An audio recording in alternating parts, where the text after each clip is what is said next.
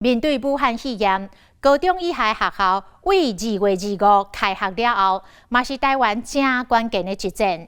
每一间的学校拢有做充足的准备，让囡仔安心上课。机场的检疫站是防疫的上前线，工作人员用要逐工拢来加班，是忝甲载袂掉，爱去看医生。另外，伫个病院，除了医护人员全面备战，背后嘛要有一阵无名英雄。替病院咧清洁消毒，替病患守护健康。防疫总动员，防疫人员拢做啥物款的努力，佮冒着啥物款的风险呢？咱做伙来关心。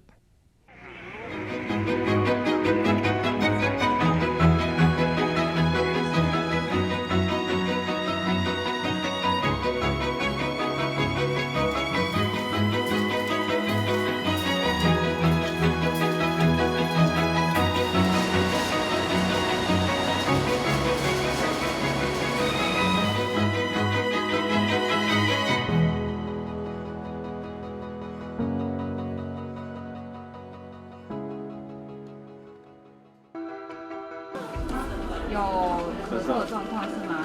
来帮我们把护照打开来哈，相片这一页 ，Open it，Open your passport。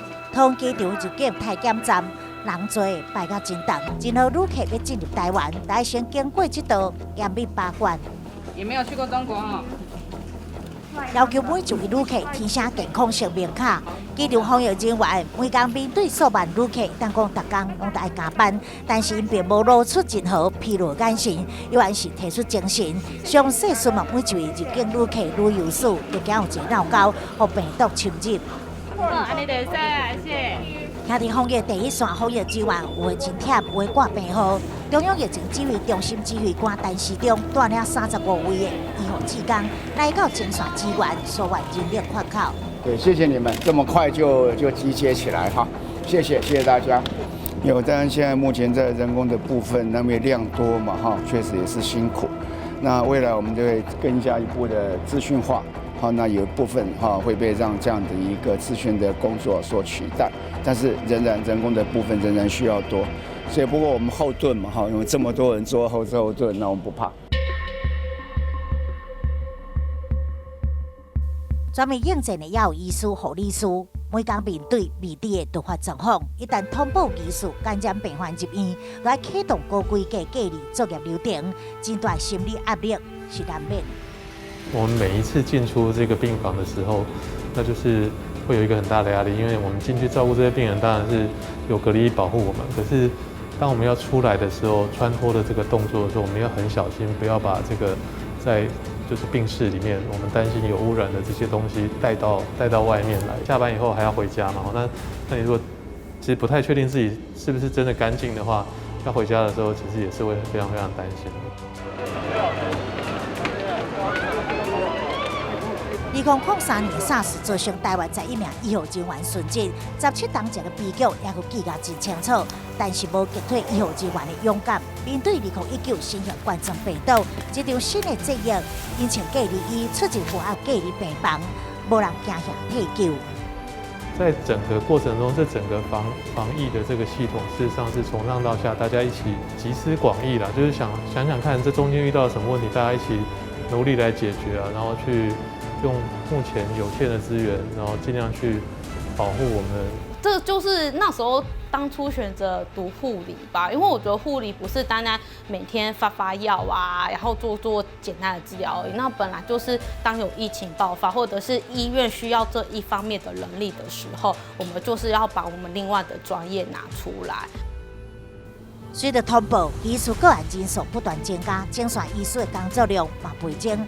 台病院开设疫病门诊，感染科医师看诊的装备嘛对咧升级，像防水隔离衣、挂面罩、头套、手套等等的保护，这就是疫病门诊的基本配备。一旦装备完成，清烫困难，大概维持4点钟为了叮当。其实它基本上是还可以在可以让我们可以看1个下午的门诊的穿戴，可是如果真的要非常高规格，其实5到10分钟就会受不了。然后在这个过程中，因为那个装备的关系，其实它不会有办法接电话、上厕所、进食、喝水，这不可能的。那可能整个装备就得要重新脱下来，再换一套新的装备上去。这样一方面也是又浪费掉一套装备，而且这个在穿脱之间其实也多少又增加了一点这个污染的风险。面对疫情各大病院如临大敌，除了医护人员以外，背后也有一定点点付出的防疫尖兵。已经在医疗后勤单位担任小主管的张伟玲，入行才半冬就拄到前所未有的危机。要在员工面前做好模范，嘛就要安打组员不安的心情，对家己做起，先打起负压隔离病房消毒清洁工作，防护衣、面罩、嘴暗、脚套、手套，能得防护，每一个过程都免得落错，专心是包括袂通风，才会当摒扫曾经有带过疑似或者是确诊病患的负压隔离房。谁有检体？甲医师、护理师同款出入伫病院内面，就爱传送病人的检体、电光片。医疗后勤人员通常是属于外包公司，因接触病毒风险嘛真高。其实我们跟医护人员也相同的，都是站在第一线，就是我们离病患其实都是算是很靠近的。因为疫情的关系，那我们还是比较不太放心由员工亲自去做隔离病房的清洁，对，那所以还是由我们主管这边去做。光是其实穿脱防护装备就花掉大半的时间了。现在一例一休可以1个月最多大概4天的加班，那有些员工其实他是很愿意配合，他觉得说这个在疫情这段期间其实大家都辛苦，但是就新进者的来讲，当他听到医院的时候，他其实就会很害怕。那现在又加上疫情，所以当你要征的时候，我们以前在登报的时候，只要是医院的，可能就是平均1个礼拜大概3、5个人打电话来就已经算很好了。现在是1个礼拜可能有1通电话，你就要很感谢了。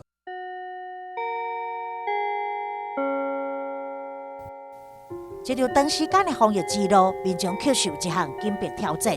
高中以下各级学校开学啊，校方唔敢大意，已经全面展开防疫大作战。夏文庆纠正每一个班级配合一组，每天由导师监测学生健康状况。我们学校有7位学生在寒假期间有中港澳的旅游史。那目前有6位学生都顺利回到台湾，那他们也在回到台湾之后就开始做14天的自主隔离，那健康状况是良好的。其中只有一位学生啊，因为他目前还留在大陆，那因为是大陆那边封城的关系，所以他目前暂时回不来。学校会针对他个别就是安排一个补救教学的措施。中央准备25000剂的夏文庆，84000公斤的酒精，加645万片备用的水液。开学前陆续送到学校，还有部定案。高中以下，若是一个班级有1位师生，列为确定病例，全班停课；一个学校有2位师生以上被列为确诊病例，全校停课。一个乡镇市区有3分之一全校停课，全乡镇市区就爱停课。公卫专家嘛建议，会使错开下课时间。我们的下课时间可不可以稍微分开，把全校分成2群、3群哈，然后隔个5分钟、10分钟下课这样。大专二校宿舍学生陆陆续续入来住，校方嘛提高消毒次数。每天早上就是先擦这个扶手电梯，然后再来就是擦地板，用漂白水稀释擦地板。等学生他们有起来的话，我们就是房间也是一样，给他们用酒精给他们擦一擦，就是5、6次。前检人员来回伫宿舍楼梯间用消毒水清，伫公共空间教授放一台处理生水有化机，专门消毒。引领中港的学生渐慢来台，嘛启动线上教学。那所谓真实世界，就是我们看得到、摸得到的这些东西，都属于实境的部分。那目前这80位的这个港澳生呢，都目前的状况都还蛮好的，可以跟老师在远距上课直接做互动。如果学生刚好要这个论文口试的话，我们可以安排视讯的口试，就是您可以不用回到台湾来。面临新病毒出现，大家惊吓甲担忧，第一线防疫人员尽心尽力复课，坚守岗位，是上强的后盾，守护民众健康。面对这场的疫情，真侪人拢发挥家己的专业。像一个35岁软体工程师，就伫台湾爆发着喙癌治乱的时阵，率先来设计出超商喙癌地图。尾也政府启动喙癌的实名制，伊怎甲行政院的政务委员唐凤以及几啊位工程师来合作，无名改版来推出着即时的喙癌地图。透过位测的定位，民众会当随时上网查询附近药房的地址，以及这个喙癌买卖数量。这项的作为，袂互民众买喙癌白走一抓，嘛互深受疫情威胁的世界各国拢真懊恼。口罩实名制上路后有限购的相关规定，不过口罩剩多少要到哪里买，民众只要透过资讯平台就能查得清清楚楚。像是这款民间开发的即时口罩地图，是以卫星定位显示出距离使用者最近的10间药局，上面不只会有每间药局的地点跟资讯，还会显示剩余的成人口罩跟儿童口罩数量。地图顶面每一间药局喙癌的尽量以青色、黄色、粉红色来表示，肤色的就是已经卖了去啊。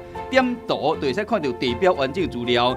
实际的操作，采用小组伫台北市延吉街来找原队系统去看上近的一间药局。你好，请问现在还有口罩吗？成人的没有了，还只剩小孩的。小孩的现在还有几片？大概170多片，都还可以买这样子。对，还可以用健保卡领取。药局村的喙癌量甲系统显示的数量同款，真准确。防疫非常时期，面对喙癌无会有系统会使查询，和民众唔免阁着检。这样防疫所谓前无爱功臣，就是伊。那时候地图好像界面还没有这样。现在做分析是不是？我觉得现在好像更直觉性了。这是伫台南市的好想工作室，今年35岁软体工程师吴典伟，伊是谷歌开发者社群的成员，更加是这款即时喙癌地图的推手。自己身边有什么样的重复做的事情的话，你就会想要弄一些小工具去解决它。所以这个东西是这样子啊，就是跑去超商啊，也是买饮料，或是去取货的时候，你会看到很多人都跑进来买口罩这样子。那大家可能买不到，然后就一哄而散了，然后到处跑，所以就想说，不然就写个工具好，让自己的社群里面的朋友，例如说赖群组里面的朋友，他们不用这样子跑来跑去。喙癌实名制实施前，看到民众伫超商收钱买喙癌，吴典伟灵机一动，经过一暝后夜，以谷歌地图开发出超商版的喙癌地图，结果车子一张线就清起来，因为系统薄量险啊无法度运作。后来政府决定实施这个实名制，行政院政务委员东方甲吴典伟联络，快速重新改版，嘛催生即马药局版的即时喙癌地图。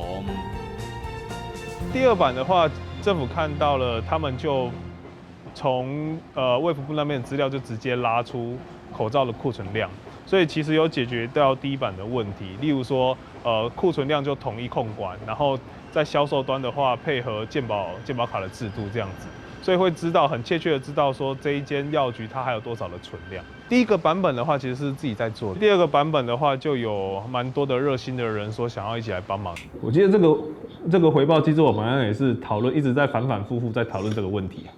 对，其实而且还到现场去做一些访查，到那个药局这边去看了一下现场的状况，然后再回头来线上跟大家做一些讨论。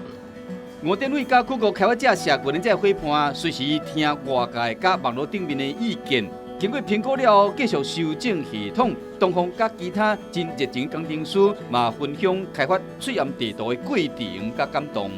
大家对于资讯的需求已经不是只是像以前那样子每天看一下统计报表。那健保署也就在1天之内把它从30分钟调整到了30秒钟的更新。刚好本身也喜欢分享，所以我觉得救援这个计划就是自己的手上，然后可以贡献一点力量。可能在这种疫情或者是说天灾人祸的状况之下的话，大部分我们联想到的都是一线的兄弟啊，例如说医护人员或国军兄弟。那这次的话，或许可以带给人家知道说，原来每一个人，那甚至是工程师们，在这件事情上面的话，都可以做到一些事情。那可能会帮助到大家，或帮助到整个社会。喙癌地图是公司协力利用政府资料开放平台的结果，看到台湾的科技实力和真济受到疫情威胁的国家，嘛拢真赞叹。用科技拍防疫战，健保署嘛推出喙癌查询系统。另外，也有真济款的平台，像伫奈顶面的开讲机器人排喙癌，也就是买喙癌等等，拢有使互民众较袂讲买无喙癌。喙癌继续咧增产，60条生产线机器陆续到位。估计2月下旬，喙癌日产能就使预管到550万片，3月初就会使达到一天的产量上1000万片。